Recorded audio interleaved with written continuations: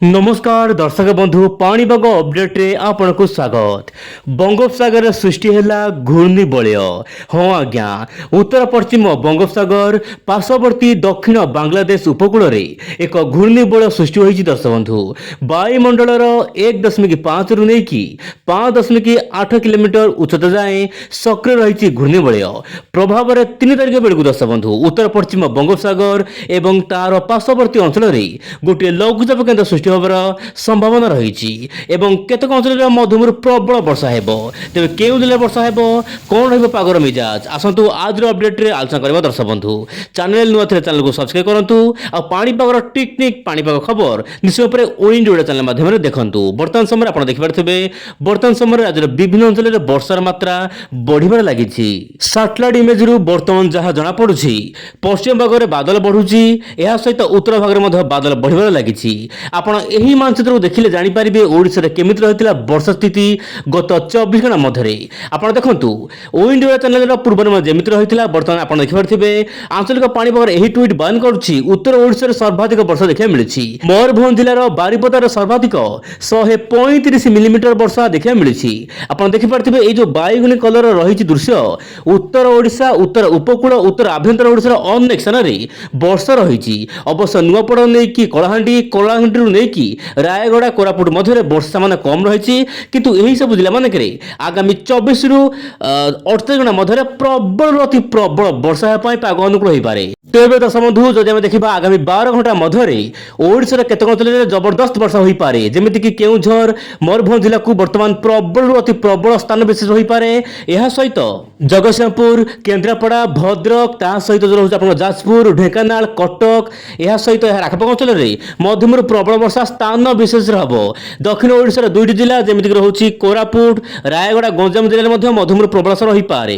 जदि आम देखा आगामी 48 बा 24 रु 48 घंटा मध्य पाणीपागर मिजाज माने 1 रु नहीं कि 2 तारिख मध्य वर्षा मात्रा बढ़िबो, जमीक रोचे नवरंगपुर, नुआपड़ा, तासदा, बलांगीर, कलाहांडी, कंधमाल, एपटे 3 जिला जमीक रोचे सुंदरगढ़, संबलपुर, सुवर्णपुर, यही सब जिले में धीरे धीरे वर्षा मात्रा बढ़िया पाग अनुकूल हेबो। तेणु आपण सतर्क रुहंतु दर्शक बंधु, हठात प्रबल वर्षा पाई ट्राफिक समस्या बढ़ी पारे। तेणु दर्शक बंधु बाहर को जावा बेले सामान्य सतर्क रुहंतु।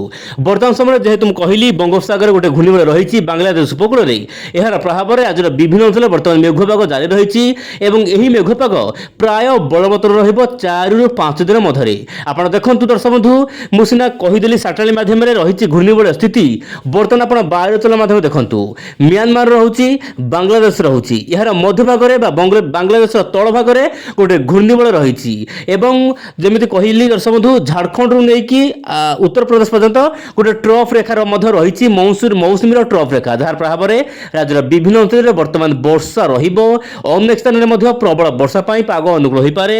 दर्शक बंधु वर्तमान समय जहाँ जनापड़ी धीरे धीरे वर्षा प्रथम तो उपकूल उत्तर ओडिशा केतक अंचल मध्यम प्रबल वर्षा रही, धीरे धीरे पश्चिम दक्षिण ओडिशा को वर्षा व्यापार संभावना रही।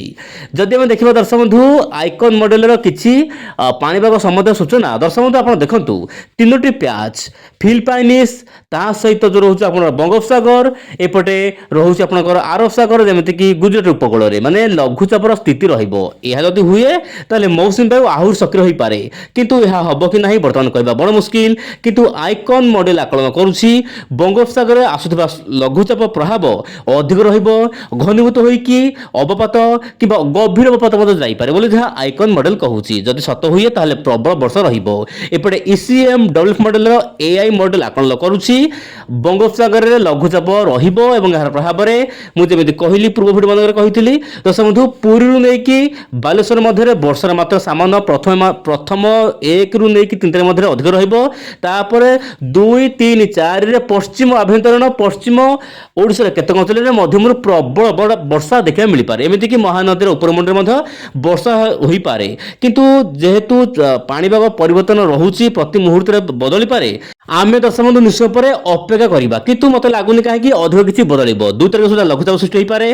3 रु राज्यर विभिन्न अंचल में लगना वर्षा रही पारे। तेणु दर्शक बंधु चाषी भाई मैंने ध्यान रखा उचित।